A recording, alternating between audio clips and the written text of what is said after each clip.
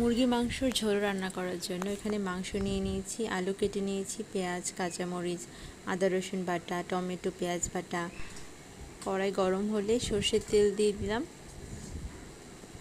তেল গরম হলে এখানে আমি দিয়ে দেব কেটে রাখা আলু। আলুগুলো আমি মিডিয়াম হিটে ভেজে নেব। অল্প হলুদ গুঁড়া দিলাম, অল্প লবণ দিলাম। এখন এটাকে আমি ভালো করে ভেজে নেব।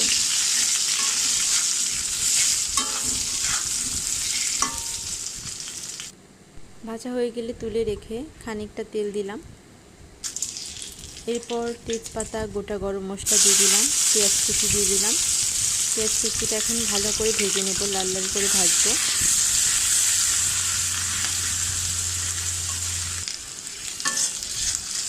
লাল লাল করে ভেজে নেওয়া শেষ।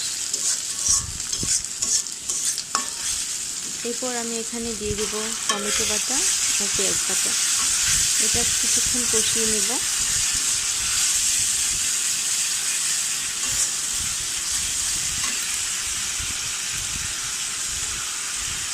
আদা রসুন বাটা দিয়ে দিলাম।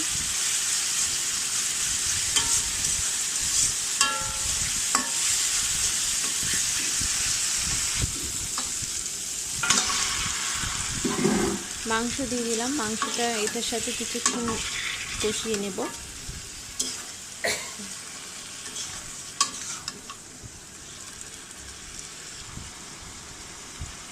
হাফ স্পুন দিয়ে দিলাম হলুদ গুঁড়া।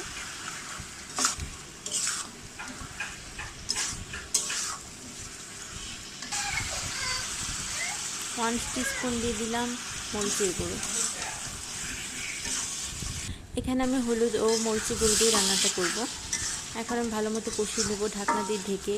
পরিমাণ মতো লবণ দিয়ে দেবেন, আমি ভিডিওটা নিতে ভুলে গিয়েছি।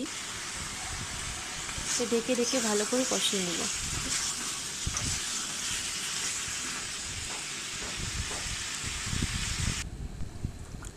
কষানো হয়ে গেলে আমি এখানে গরম পানি দিয়ে দিয়েছি। চেষ্টা করবেন গরম পানি দেওয়ার।